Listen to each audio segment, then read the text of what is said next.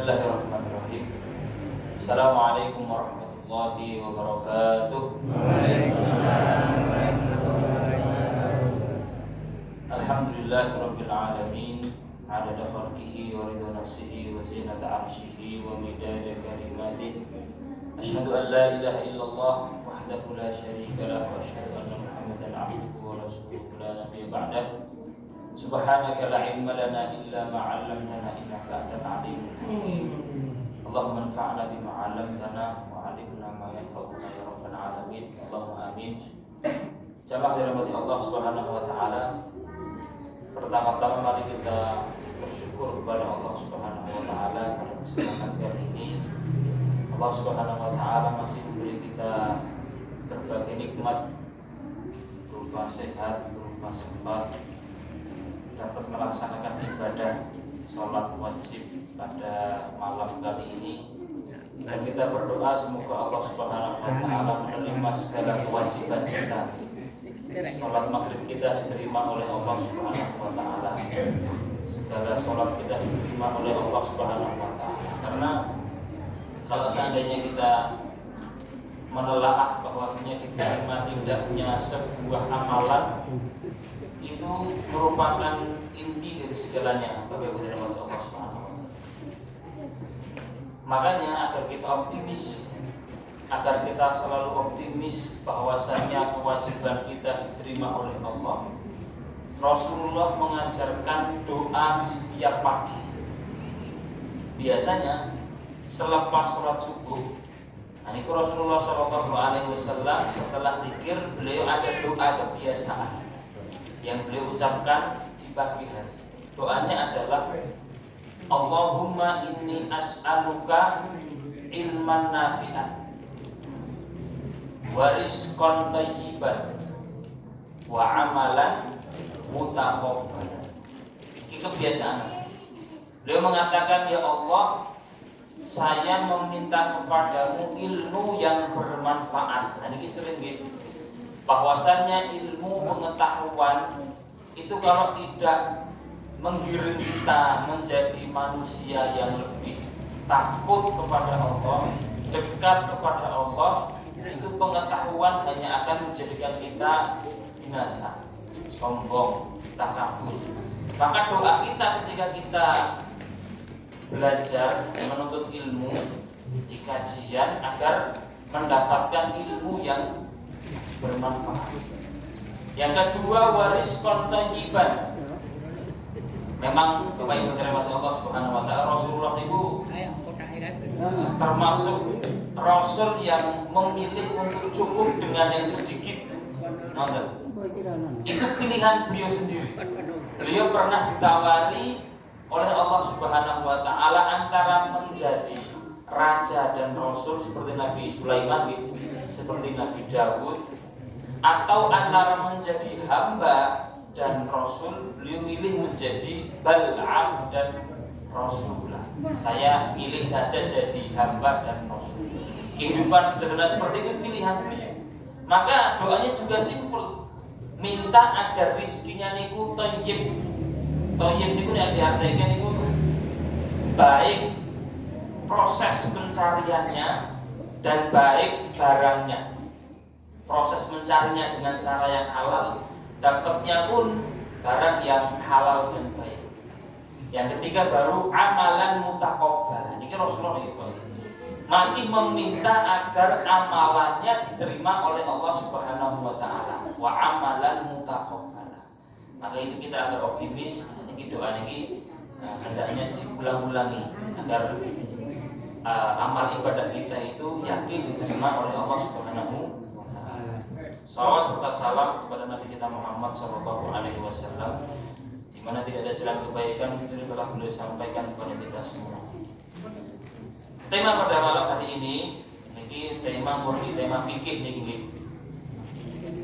Yang diminta adalah perkara mengenai mahram.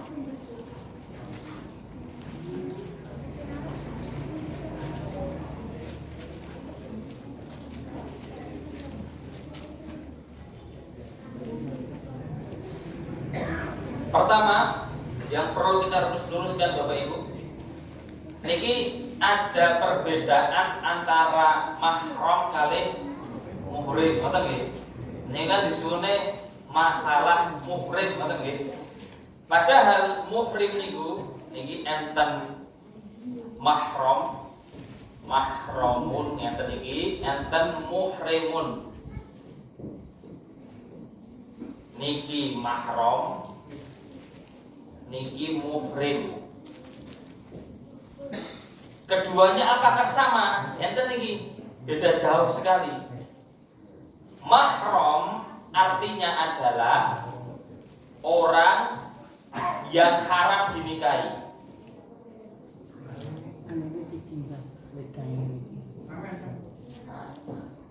Orang yang haram dinikahi niku bahasa Arabnya mahram, karena dia haram dinikahi disebut sebagai mahram. Muhrim ini adalah orang yang telah berniat di mikot. Mikot niku tempat untuk niat haji umrah niku Pak nggih, Masjid Bir Ali. Nggih, yang sudah pernah umrah niku, orang yang sudah mengatakan labbaika umrotan atau labbaika hajjan, dia disebut sebagai muhrim. Nah, jadi muhrim niki orang yang dalam keadaan umroh ataupun haji, disebut sebagai muhrim. Adapun mahram itu adalah mereka-mereka yang haram untuk kita nikahi. Sebelum nanti kita bahas salaman dan seterusnya, kita perlu tahu niki sebenarnya mahram kita itu siapa saja. Siapa saja sih di kehidupan ini itu yang tidak boleh kita nikahi. Itu diatur oleh Islam sedetail mungkin. Yang kedua, terkadang timbul pertanyaan di kita, memang kenapa kok Allah Subhanahu wa Ta'ala itu melarang secara terperinci sendiri ada orang-orang yang haram dinikahi? Hikmahnya apa di balik itu? Sebetulnya kalau kita sebagai seorang muslim cukup wis pokoknya dilarang kalian Gusti Allah cukup, ngoten gitu. Nabi SAW melarang cukup. Tapi kadang ada orang yang kalau belum nampak hikmahnya itu derek percaya, Pak. Kalau belum nampak madorotnya, belum yakin. Oh, tenang ini toh. Bahwasannya nikah sesama mahram atau yang masih ada gen, kalau seandainya itu bercampur dua gen yang masih berdekatan seperti itu madorotnya di manusia sangat besar sekali. Jadi kalau di kita kan secara norma juga tidak baik, secara hukum juga tidak boleh, apalagi secara agama gitu. Tapi ada Pak di Amerika sana, di Kolombia sana, itu yang memberanikan diri untuk nikah sama mahram yang masih berdekatan. Akhir-akhirnya timbul di mereka penyakit yang sangat aneh. Salah satunya misalnya populer itu Alzheimer. Nanti kira yaitu penyakit lumpuhnya otak. Dia lahir itu otak sudah sangat lumpuh sekali, tidak mampu mikir. Dan juga dia tuh lahir sudah tidak punya tangan, tidak punya kaki, ngapunten. Lahir muka sudah tidak normal bentuknya. Jadi secara fisik seperti itu dan tidak bertahan hidup lama. Jadi kita pikir secara teori, kita kan menikah, dambaan agar punya anak sempurna, apa gitu? Biar anak bisa meneruskan kehidupan. Kalau anak yang kita lahirkan dipastikan ngapunten cacat, baik secara fisik ataupun secara kemampuan otak, ini kan malah tidak melanjutkan kehidupan, malah membinasakan keturunan. Nah, maka dari itu yang terjadi di Kolombia, Amerika, ada bahkan itu di pegunungan tertentu mereka semuanya kumpul antar mahram saling menikah seperti itu, akhirnya semuanya cacat. Dari situ kita yakin bahwasanya apapun yang dilarang syariat itu pasti datangkan madorot. Niku pasti niku. Yang dilarang syariat pasti datangkan madorot. Yang diperintahkan oleh syariat pasti ada maslahatnya. Baik sekarang ataupun nanti, baik sudah tampak ataupun belum tampak. bagi kita alhamdulillah hal tersebut tidak terjadi meskipun yang termawon gitu terjadi yang ini. Nah, dan itu dari situ kita tambah yakin Quran itu betul-betul kalau melarang itu secara kenyataan akan terjadi kerusakan. Sehingga tambah yakin kita dengan kebenaran Al-Quran, tambah yakin kita dengan kebenaran Allah itu yang maha tahu, yang nyiptakan kita, yang ngatur kamu harus gini, kamu nggak boleh gini, aturanmu kalau nikah itu seperti ini, itu diatur oleh Allah. Di Quran enten nih. Masalahnya ke siapa? Ke kita sendiri. Kaidah dasarnya Allah mengatakan in ahsantum. Kalau seandainya kalian itu berbuat baik, hakikatnya ahsantum li anfusikum. Kalian itu berbuat baik untuk diri kalian sendiri.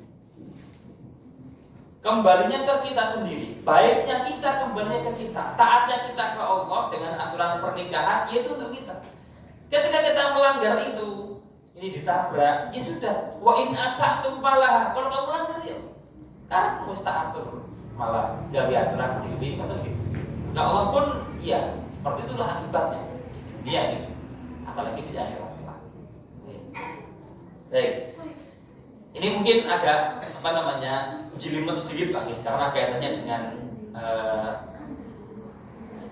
perkara fikih. Memang fikih itu harus dirincikan biar detail dan jelas agar kita paham. Pertanyaannya, siapa mahram kita? Pertama, mahram itu terbagi jadi dua. Mahram yang sementara. Ingat Pak, kalau tersebut kalimat mahram berarti bayangannya adalah mereka yang haram dinikahi. Mahram adalah mereka yang haram dinikahi.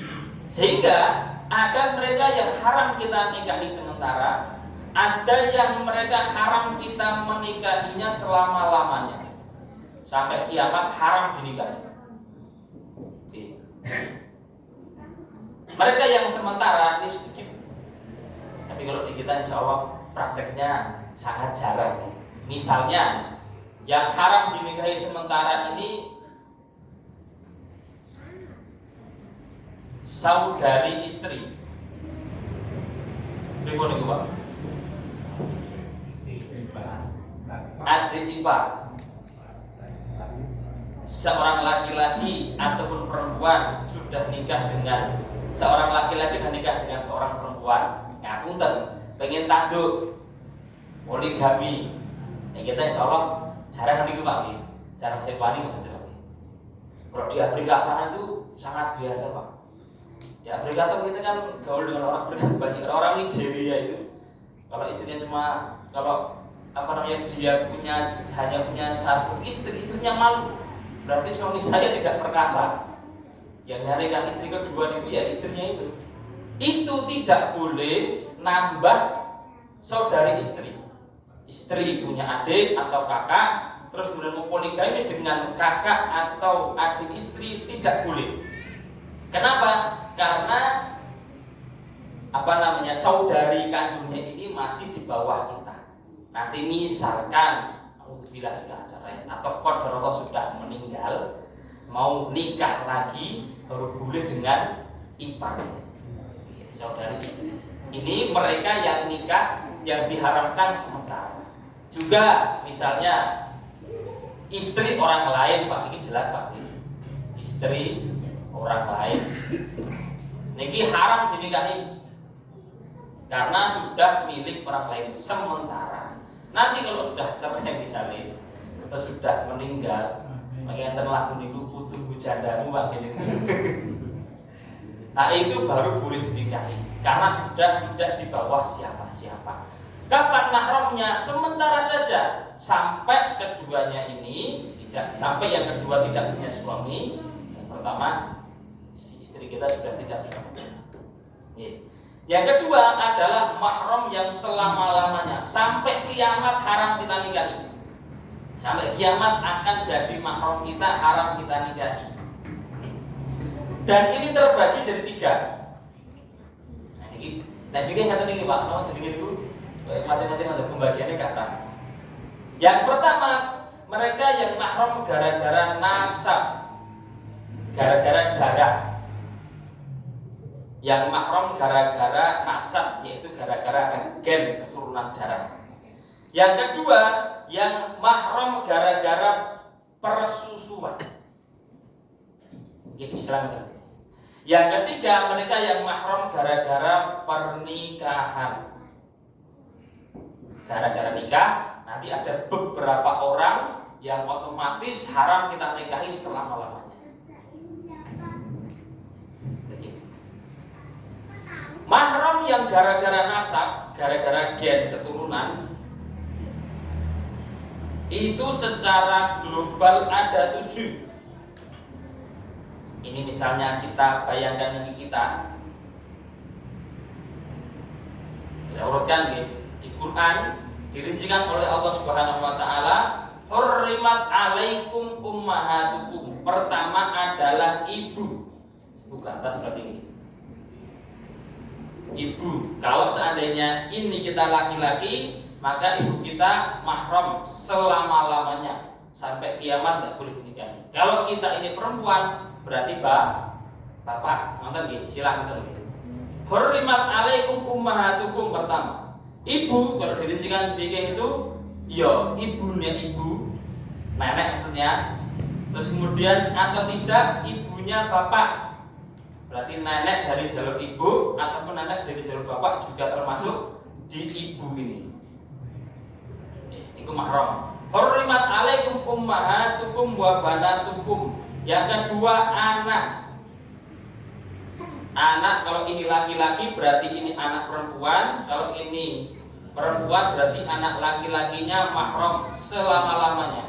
Hurrimat alaikum ummahatukum wa banatukum, dan anak-anak perempuan kalian haram dinikahi.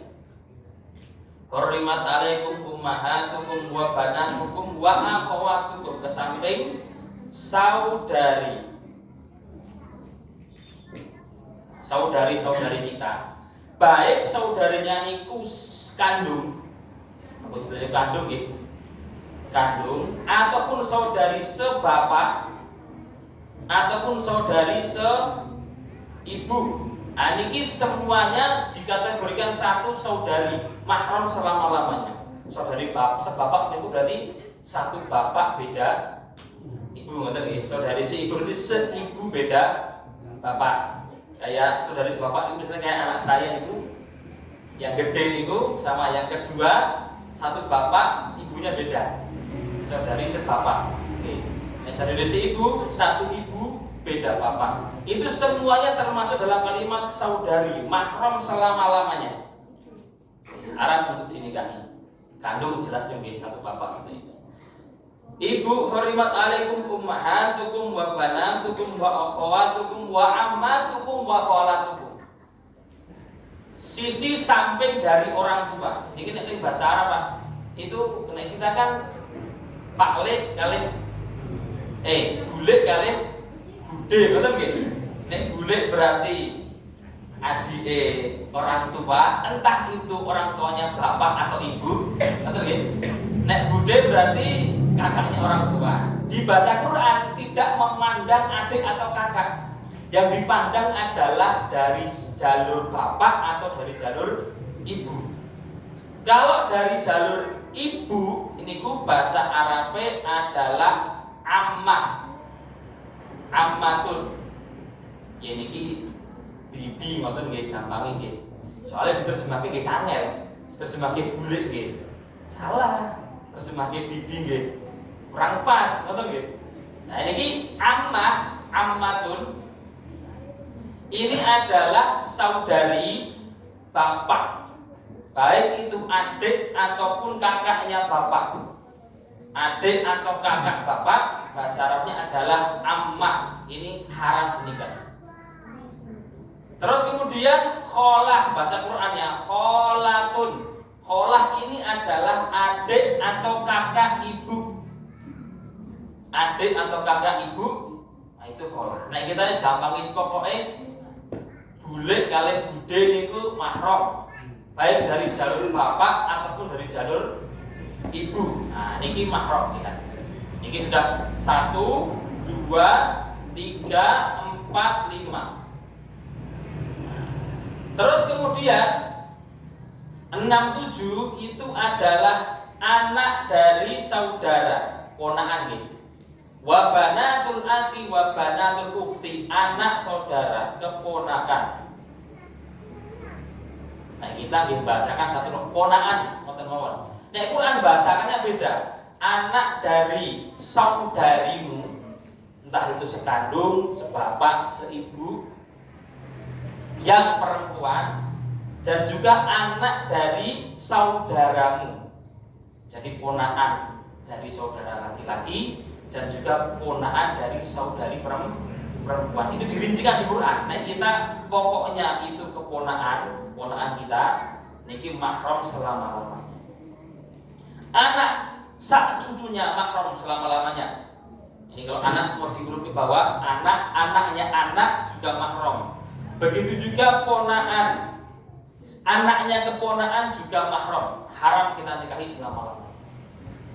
Nah, ini yang mahram gara-gara nasab, hanya ini saja. Yang mahram gara-gara nasab ini gimana? Misalnya anaknya Pak Le sepupu nggih, iku mahram apa? Sepupu anaknya paman mahram apa mboten? Nah niku mboten lagi.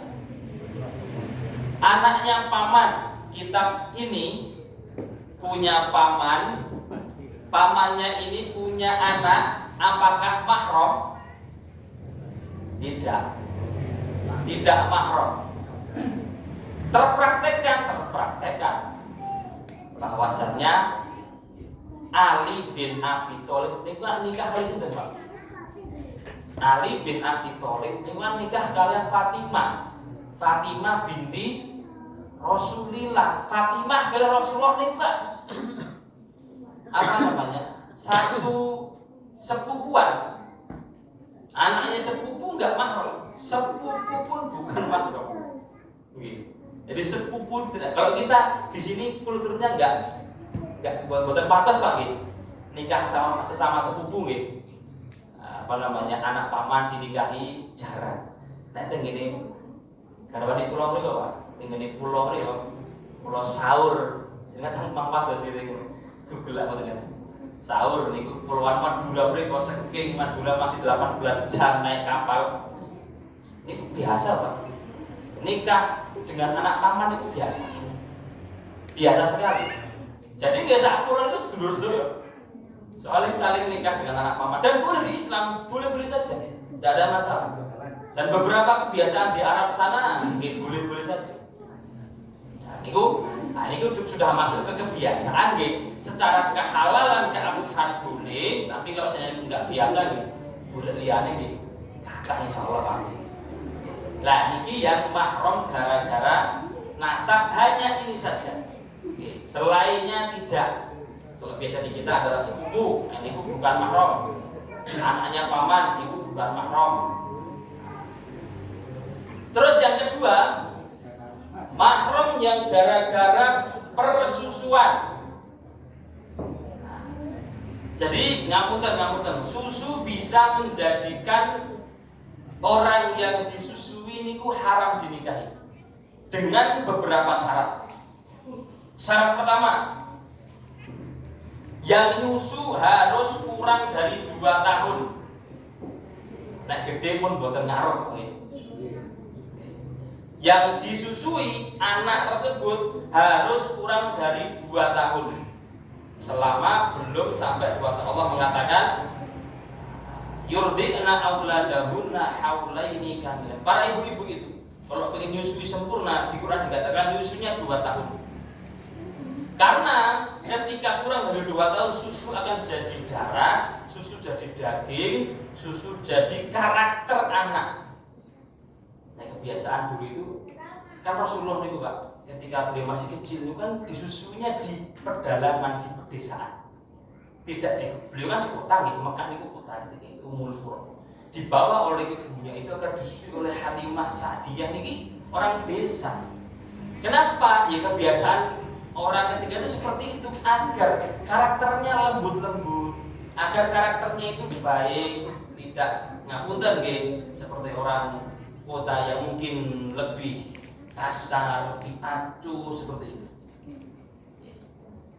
Kalau lebih dari 2 tahun, ngapunten misalnya suami nyusu istrinya misalnya, apakah kemudian suami jadi anak sepersusuan istri?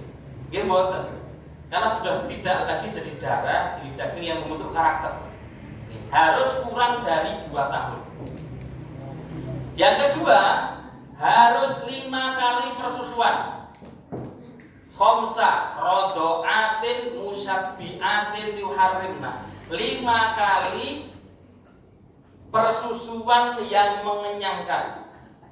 Ini misalnya ibu-ibu ada yang misalnya main ke rumah tangganya terus anaknya rewel terus Sony ngoten niku nggih. Ini agar nanti jadi hukum bahwasanya itu adalah anak sepersusuan, itu nyusunya harus 5 kali. Maksudnya gimana? Sekali nyusu terus kemudian kenyang, dilepas dengan sendirinya, terus balik ke rumahnya itu setunggal. Besoknya datang lagi nyusu sampai anak ini lepas sendiri berarti merasa kenyang. Terus kemudian sudah 2 kali sampai 5 kali. Kalau baru nyusu terus kemudian dilepas oleh si ibu ini, nah, ada apa misalnya terus dilepas seperti itu belum terhitung sekali. Atau gitu. Kalau sudah disusui sampai kenyang sampai 5 kali, 2 ini menjadi syarat agar nanti adanya mahram gara-gara sepersusuan. Nah, dan ini kalau di negeri-negeri maju kan sudah banyak jual ASI gitu. ASI ini pun dibotoli terus dijual dengan begitu saja.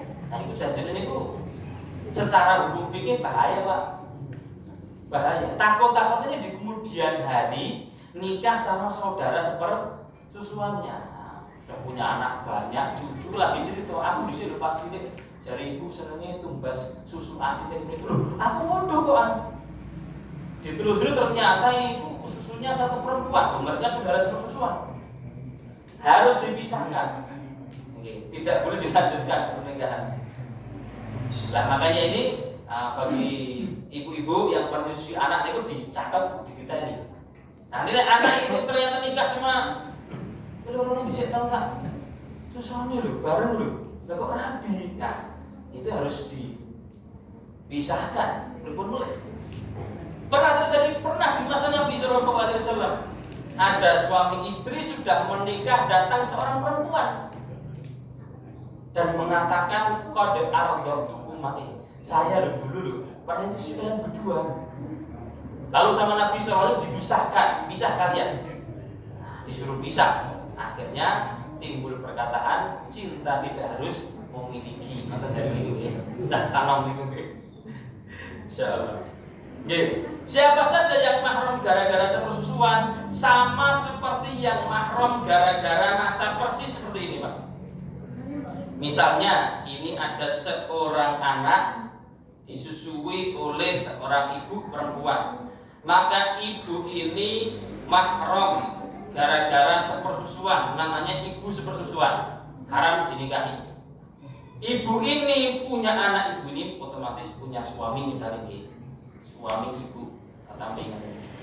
Ibu ini dari suaminya punya anak perempuan, maka anak perempuan ini adalah saudari sepersusuan si A ini. Terus kemudian ibu ini punya saudari kakak ataupun adik si ibu ini, maka kakak atau adik si ibu ini adalah bibinya anak ini sepersusuan. Suaminya ibu ini itu punya saudari kakak ataupun adik, maka kakak adik suami ibu ini adalah ammah bibi sepersusuan si A ini. Ngoten lagi. Sami persis. Sebaliknya pun demikian. Misalnya seorang perempuan disusui perempuan. Ini kalau tadi laki-laki ya. Ini seorang perempuan disusui seorang perempuan. Perempuan ini punya suami. Suami ini bapaknya anak ini sepersusuan. Suaminya ibu yang nyusui. Padahal yang menyusui kan perempuan Pak gitu. Tapi kok bojone kok katut seperti itu. Pernah terjadi, pernah di masa Nabi. Aisyah, istri Nabi Shallallahu Alaihi Wasallam, pernah diketok oleh seorang laki-laki pintunya. Assalamualaikum. Dia mengatakan, "Idzan li bi Aisyah, izinkan aku masuk." Kata Aisyah, "Siapa kamu?" "Saya pamanmu," kata laki-laki itu. "Paman dari mana?" Kalau kurang ngerti siapa? "Saya adalah saudaranya Fulan. Fulan yang istrinya nyusui kamu." Kata laki-laki itu, ini misalnya Aisyah gitu. Laki-laki itu mengatakan, ini laki-lakinya, "Saya adalah saudaranya si suami yang istrinya nyusui kamu." Kata Aisyah mengatakan, "Inna ma'ardu'at nimro'ah." Yang nyusui aku perempuan kok. Ibu laki-laki Pak, ini perempuan. Saya nggak akan izinkan kamu sampai saya bilang ke Rasulullah Shallallahu Alaihi Wasallam. Cerita ke Rasulullah, tadi laki-laki ngaku pamanku wahai Rasulullah. Siapa itu? Ditanya, "Saya wahai Rasulullah itu adalah saudaranya si laki-laki suami ini yang istri laki-laki ini pernah nyusui Aisyah." Kata Rasulullah, "Izinkan Aisyah itu pamanmu sepersusuan." Jadi misalnya ini perempuan, ibu yang menyusui ini adalah ibu sepersusuan. Suami ibu ini adalah bapak sepersusuan. Ngapunten lagi. Niki istilahnya yang bikin itu istilahnya labanul fahli. Ini kalau ditanya kenapa kok bisa bapaknya ini ada pengaruh di persusuan ini, ngapunten biasanya kan adanya keluarnya susu dari seorang perempuan gara-gara ketika dia hamil, betul gitu? Hamil itu kan gara-gara suaminya. Dari situlah ada pengaruhnya bahwasanya suaminya juga ikut jadi mahram. Suaminya ini adalah mahram bagi perempuan ini. Kemudian jika mereka punya anak, maka anaknya juga mahram. Mereka punya kakak atau adik, maka kakak adiknya juga mahram bagi mereka. Dan itu sami persis. Nah, ini juga kalau biasanya kalau orang paham agama Pak, terus kemudian keluarganya besar, anak bapak ibu ini kata, biasanya ada yang menggunakan cara seperti ini. Yaitu misalnya di keluarga itu anak seorang ibu ini misalnya 7, putune kata. Ini kan mereka sesama putu nih Bu. Mahram betul nih Pak. Ada mbah nih gitu ya, punya anak 7 misalnya. Anak 7 ini semuanya punya anak. Mereka antar cucu ini mahram betul. Antar cucu, boten mahram, bukan mahram. Maka biasanya mereka yang paham ada niki apa ibu-ibunya masing-masing saling susu menyusui ke anaknya saudaranya. Kalau ibu ini ke anak mahram jelas gitu. Saudara ini ke anak ini mahram, tapi antar anak ini kan boten. Sedangkan dari kecil sudah main bareng, dolanan bareng macam itu. Nah biasanya ini tak susuni ya, susuni sana, susuni ini. Semuanya mulai jadi saudara sepersusuan plus ada kekerabatan. Ini yang mahram gara-gara sepersusuan. Juga ada 7. Nasab ada 7. Mahram sepersusuan juga ada 7. Yang mahram gara-gara pernikahan ada 4. Gara-gara kita nikah dengan seseorang, maka nanti akan ada yang akan menjadi mahram kita selama-lamanya haram kita nikah. Pertama adalah mertua. Kalau kita nikah dengan seorang perempuan, ibunya perempuan ini mahram bagi kita selama-lamanya. Misalnya perempuan ini sudah meninggal, sudah cerai dengan kita, haram kita nikahi ibunya selama-lamanya. Haram seperti ibu kita. Allah mengatakan di surat An-Nisa itu bahwasanya orang yang sudah kalian nikahi maka ibunya akan jadi mahram mertua. Yang kedua adalah menantu. Ini tadi ayatnya ummahatun nisaikum, dan ibu kandung istri kalian. Ini ibu kandung ya. Ibu kandung mertua mertua hakiki. Jadi betul-betul ibu kandungnya istri kita. Karena ada misalnya bapak saya nikah lagi, saya punya adik perempuan saya ini nikah dengan seorang laki-laki. Nah ini ibu saya ini yang itu adalah ibu sambung, itu bukan mahram bagi suaminya adik saya itu, karena bukan ibu kandungnya si perempuan. Yang kedua menantu, wahalailu abnaikum. Menantu yaitu adalah istri atau suami anak-anak kita, mahram bagi kita selama-lamanya. Haram kita nikahi sampai hari kiamat. Gara-gara pernikahan. Yang ketiga adalah bahasa Quran ini pun namanya robibah. Robibah niku anak gawan, anak bawaan. Misalnya Pak saya kan Buddha Rian itu istilahnya itu anak rancang dudaran Pak. Punya anak satu, anaknya saya gede itu. Terus saya nikah dengan perempuan istri saya yang sekarang itu sudah bawa anak satu. Anak saya ini namanya Robib, anak bawaan, mahram bagi istri saya selama-lamanya. Saya udah nggak ada. Ini anak saya Kaisar nomor satu itu haram menikahi istri saya, meskipun tidak ada nasab. Kan bukan ada nasabnya gitu. Tapi gara-gara saya nikah sama istri saya ini, anak saya menjadi mahram bagi dia selama-lamanya. Sebaliknya juga misalnya ini di keluarga saya seperti itu. Bapak saya nikah lagi dengan seorang janda yang sudah bawa anak perempuan satu dari suami pertama si perempuan ini. Nah kemudian anak perempuan ini bagi bapak saya namanya robibah, bahasa Qurannya anak bawaan. Misalkan suami istrinya sudah meninggal, tiga anak perempuan ini haram selama-lamanya dinikahi, mahram bagi bapak saya. Anak gawan dengan gawan betul lah. Anak gawan dengan gawan bukan mahram.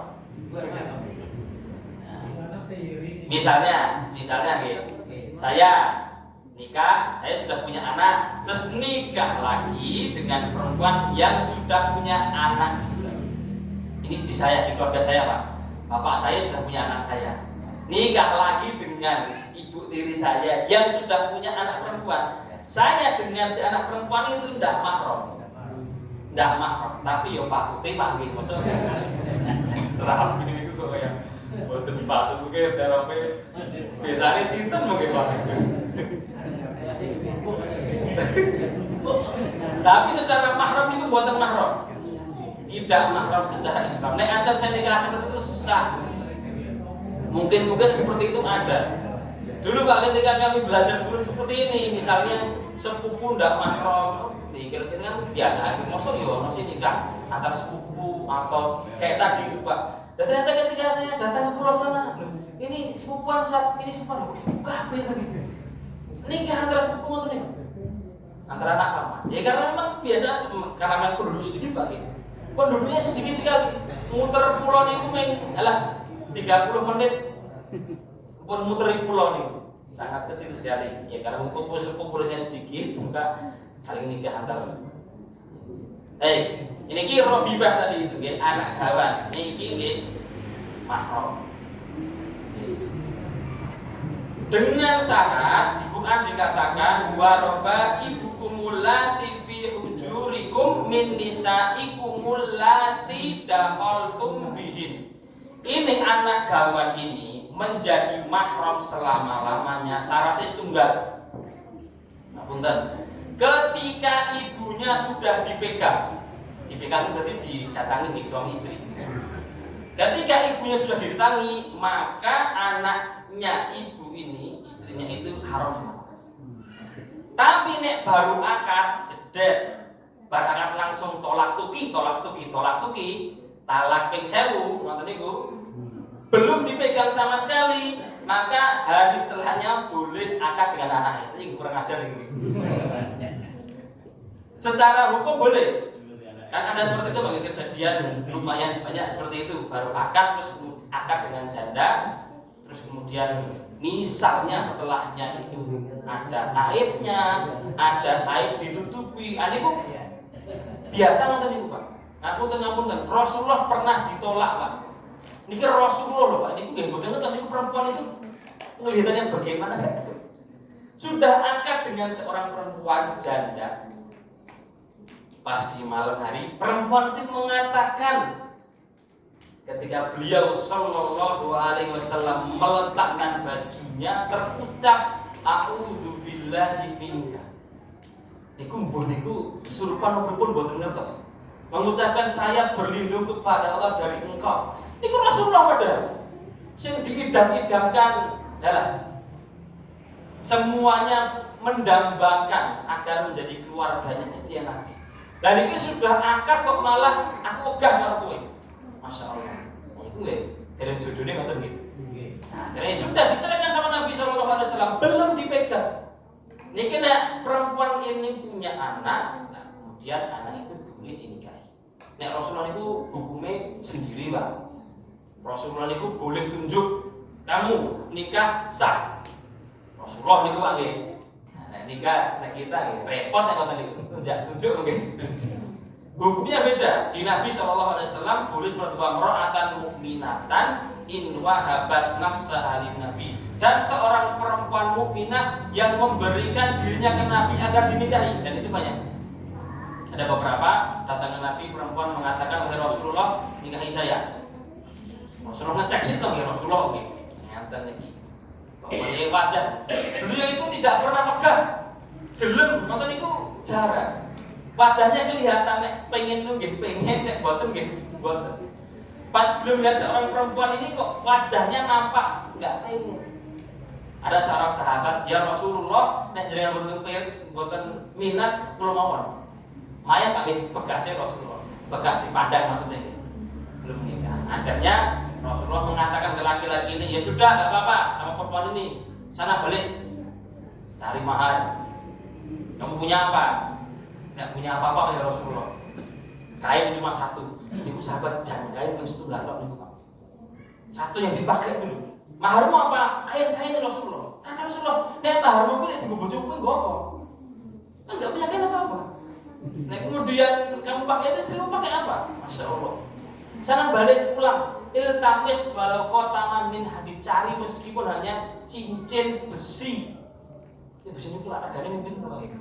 Kalau mau tahu namanya pulang ke rumah balik ke Rasulullah, aduh ya Rasulullah tidak punya meskipun cincin besi, ya Allah. Gak ada sahabat ngomong nih Pak, cincin besi loh betul. Nek kita kan masya Allah ya sak boten dua ini kan kondur enten lah nopo ngoten nggih, minimal HP sendal sing apik. Akhirnya sudah, kamu punya apa? Kelebihan ini Pak, saya hafal surat ini Rasulullah, surat ini, surat ini, surat ini. Punya beberapa surat di otaknya, di kepalanya ini. Kata Nabi, kamu hafal surat itu betul-betul hafal. Setoran sekarang mampu saya, aku hafal ya Rasulullah. Kata Rasulullah SAW, kalau begitu saya nikahkan kamu dengan surat yang kamu miliki. Nanti kamu ajari ke perempuan ini surat itu, suruh ngajari Quran. Nah, ini mahar terbaik nih, mahar hafalan Quran, ngajari istrinya maksudnya nih, tidak sekedar hafalan. Ini gue nggak, secara pikir jadi waktu problem nih gue. Sing nikah nih gue maharin apa? Maharin surat Ar-Rahman. Pas akad dengar mahar surat Ar-Rahman, dibaca tok Ar-Rahman ini agak kurang pas. Mahar itu harus sesuatu yang bernilai. Nah kita nggak gitu, cincin apa? Besi, meskipun hanya 50.000 rupiah kayak orang yang tolong sah. Tapi nih pas disebut untuk ribut betul gitu. Dengan mahar orang yang rupiah kok ya betul. Nah ini yang ketiga tadi. Anak bawaan menjadi mahram dengan syarat ibunya sudah dipegang. Kalau belum dipegang, nah maka belum. Beda sama mertua Pak. Tadi ini mertua ya. Beda sama mertua, hanya sekedar kita akad dengan seseorang, itu ibunya atau bapaknya mahram selama-lamanya, meskipun belum megang anak tersebut. laki-laki sudah akad dengan seorang perempuan, setelah akad langsung cerai, belum dipegang, itu ibu perempuan ini haram bagi dia selama-lamanya. Sebaliknya, bapaknya si laki-laki ini haram bagi si perempuan ini selama-lamanya. Beda dengan anak kawat tadi. Yang terakhir adalah istri bapak. Istri bapak. Istri bapak itu siapa, Mbak? Ibu ya. Ibu diri maksudnya. Ataupun bahasa Qur'annya adalah wala tankihu ma nakaha aba'ukum, jangan kamu nikahi siapapun yang pernah dinikahi oleh bapak-bapak kamu. Atau sebaliknya, kalau bagi ibu-ibu, siapapun yang pernah dinikahi oleh ibu-ibu kamu, bapak tiri ataupun ibu tiri. Saya misalnya punya bapak, siapapun yang pernah menikahi bapak saya dari perempuan, haram bagi saya menikahi beliau-beliau selama-lamanya. Meskipun sudah tidak ada ikatan dengan bapak saya, maksudnya sudah cerai misalnya, sudah cerai atau bapak saya sudah meninggal, maka tetap haram dinikahi selama-lamanya. Lah inilah mahram di dalam Islam. Ini yang nasab 7, yang persusuan 7, yang pernikahan 4. Nih, pertanyaannya Pak, istri ada nggak di sini Pak? Istri ada nggak betul-betul? Kalimat istri, benar kan gitu? Berarti istri kita orang nggak betul itu? Istri yang kita nikahi itu secara definisi bahwa mahram haram dinikahi, istri bukan mahram, makanya bisa kita nikahi karena memang bukan mahram yang haram untuk dinikahi. Tapi istri boleh segalanya. Selain mahram ini, kalau sudah masuk pembahasan hukum, hukum bersentuhan kulit ke yang selain mahram, itu selain mahram kalau diistilahkan ajnabi namanya. Ajnabi itu artinya adalah orang asing. Artinya mereka yang bukan mahram itu adalah ajnabi.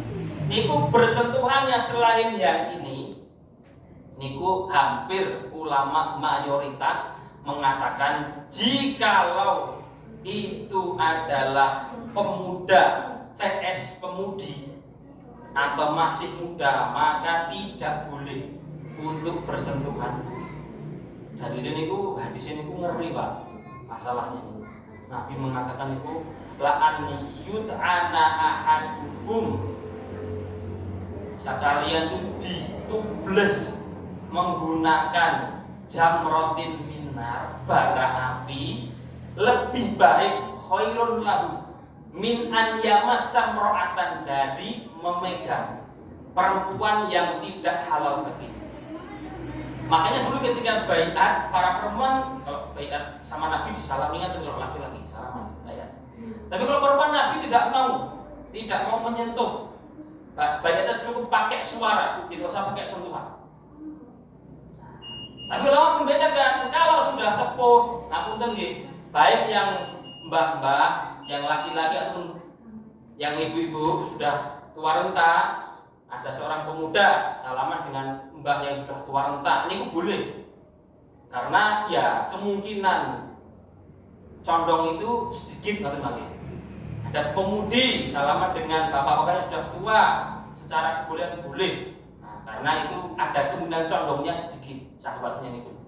Tapi meskipun demikian ya dihati-hatikan. Karena memang Allah memisahkan wal qawaidu minan nisa, istilahnya ngoten niku. Dan mereka para perempuan yang sudah sangat tua renta, qawaid syaratnya itu boleh untuk menanggulkan hijabnya ketika sudah sepuh tua, karena ya ngoten niku. Ini seputar hukum fikih mahram, agar kita hati-hati tentang pernikahan anak-anak kita, jangan sampai nikah sama mahram, terutama di masalah persusuan itu masalah persusuan. Kalau sudah gabung, nah itu harus dipisahkan. Demikian mungkin yang kami sampaikan, semoga bermanfaat. Alhamdulillah ta'ala alam wa ilmu wa ta'ala atam ahkam. Assalamualaikum warahmatullahi wabarakatuh.